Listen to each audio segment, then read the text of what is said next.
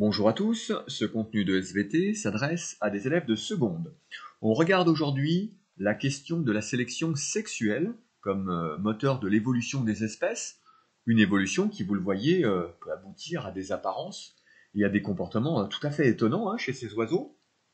Je vais corriger ici l'activité qui était à réaliser sur ce thème et qui vous demandait de proposer un scénario expliquant l'évolution d'une population d'oiseaux peuplant une île.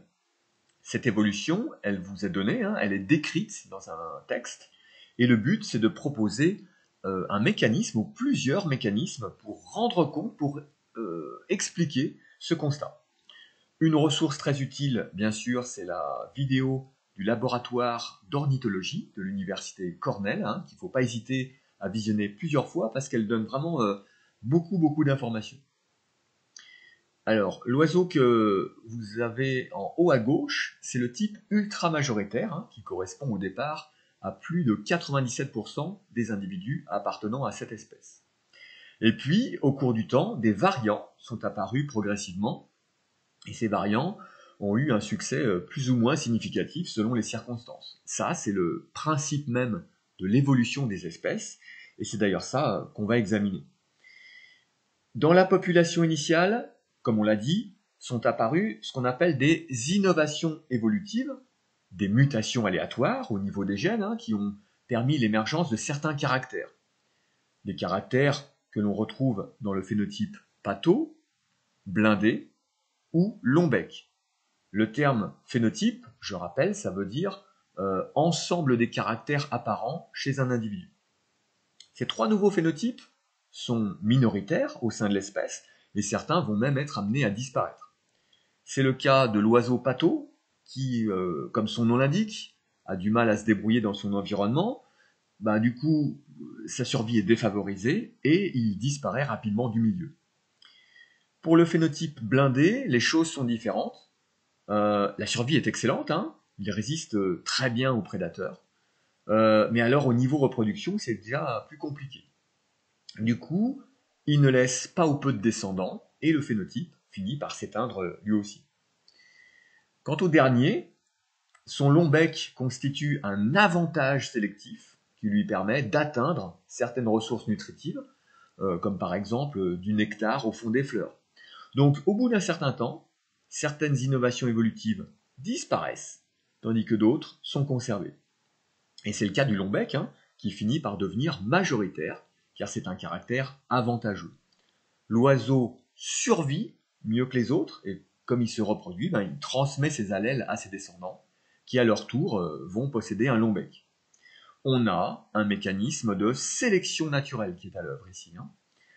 La population a donc évolué, mais l'histoire ne s'arrête pas là, puisque la lutte pour la survie et la reproduction continue. Il y a deux modalités distinctes qui vont se mettre en place selon la région de l'île considérée. Je rappelle qu'au nord de cette île, on a une forêt humide dans laquelle la nourriture est abondante, elle est dispersée sur tout le territoire. Et au contraire, au sud, on a plus un paysage de savane dans laquelle la nourriture est plus rare et elle est concentrée dans des bosquets. Ces deux modalités de sélection sont au nord le choix du mâle par la femelle et au sud la compétition entre mâles. À présent, le phénotype majoritaire est celui-ci, c'est le long bec qui représente déjà une évolution par rapport au phénotype initial, et l'évolution se poursuit alors dans deux directions, le phénotype costaud et le phénotype stylé. Alors voyons d'abord la compétition entre mâles. Si certains oiseaux sont plus aptes que d'autres, sont plus performants pour se battre, ils vont davantage prospérer, ce qui est logique puisque le caractère costaud permet une domination sur les autres mâles. Premier avantage, le contrôle du territoire, donc de la nourriture, qui, je le rappelle, est concentrée dans certaines zones, donc c'est vraiment une ressource limitée. Alors maintenant, si les oiseaux costauds se nourrissent correctement, se nourrissent mieux que les autres, ils survivent davantage. Encore une fois, c'est de la sélection naturelle. Il y a aussi un deuxième avantage pour ces oiseaux, c'est qu'ils ont un accès privilégié aux femelles qui sont également désireuses d'obtenir de la nourriture. Donc, ils se reproduisent plus que les autres et laissent plus de descendants. Là, on est dans une situation de sélection sexuelle, et la sélection sexuelle, ici, s'ajoute à la sélection naturelle. Avec le temps, les mâles deviennent de plus en plus imposants, puisque c'est un avantage sélectif, tandis que les femelles ne changent pas vraiment d'aspect, puisque la sélection ne s'exerce pas tellement sur elles. Génération après génération, on a alors une accentuation de ce qu'on appelle le dimorphisme sexuel. Et d'une manière générale, lorsque au sein d'une même espèce, le mâle et la femelle ont des aspects très différents, c'est souvent une indication de sélection sexuelle. Voyons maintenant le choix du mâle par la femelle. Une modalité plus fréquente au nord de l'île, où l'accès à la nourriture n'est pas un problème. Donc être costaud, ça n'a pas vraiment d'utilité. En revanche, c'est le caractère stylé qui va être favorisé. Prenez cet oiseau-là, avec cette aigrette de plumes violettes sur la tête. Il est absolument magnifique. Et si maintenant il se lance dans une parade amoureuse, qui met en valeur ses attributs, il est tout simplement irrésistible. Le caractère stylé attire davantage les femelles, alors peut-être parce qu'elles sont sensibles aux apparences un peu spectaculaires, et où ce genre d'attributs ou de démonstration de la part du mâle témoigne de sa vigueur physique. Conséquence, le mâle est davantage choisi par les femelles avec lesquelles il s'accouple, donc c'est pas la survie ici qui est améliorée, mais bel et bien la reproduction. Il s'agit, là encore, de sélection sexuelle. L'évolution ne s'arrête pas là, et avec le temps, on va parfois assister à l'apparition de types d'oiseaux mâles de plus en plus sophistiqués, avec des plumages colorés, des ornements surdimensionnés, etc. En bref, tout ce qui plaira aux femelles. Encore une fois, ces caractères ne seront conservés par l'évolution que s'ils sont favorables d'une façon ou d'une autre. Si je résume la deuxième partie de cette histoire évolutive des oiseaux sur l'île, on avait initialement le phénotype long-bec majoritaire sur tout le territoire, et plus tard, on a vu l'émergence du phénotype costaud au sud et du phénotype stylé au nord. Ces phénotypes ne concernent que les mâles, qui sont alors très différents des femelles.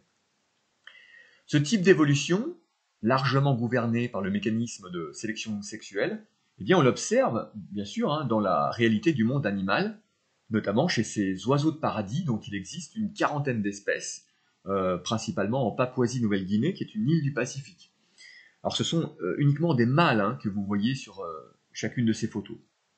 On retrouve cette sélection sexuelle chez d'autres espèces d'oiseaux, que vous connaissez pour certaines d'entre elles. Alors, il n'y a aucune hésitation pour distinguer le mâle de la femelle ici, puisqu'on a un dimorphisme sexuel très marqué. Et à chaque fois, c'est le mâle qui est le plus spectaculaire. Pourquoi ? Parce que, au final, c'est la femelle qui a le dernier mot et qui choisit son partenaire sexuel. Voilà, on a terminé cette activité. Il vous reste à lire attentivement cette notion qui reprend l'essentiel. Comme d'habitude, vous recopiez ce bilan dans votre cahier et vous l'apprenez. Pour faciliter votre apprentissage, et puis aussi pour faire plaisir aux fans de la série Kaamelott, je vous invite vivement à consulter une petite vidéo présentée par Lancelot du Lac en personne. Alors vous aurez peut-être du mal à le reconnaître en civil, mais en tout cas, ça va vous permettre de réviser la sélection sexuelle en moins de 2 minutes. C'est la petite image en haut à gauche de l'écran sur laquelle il faut cliquer maintenant.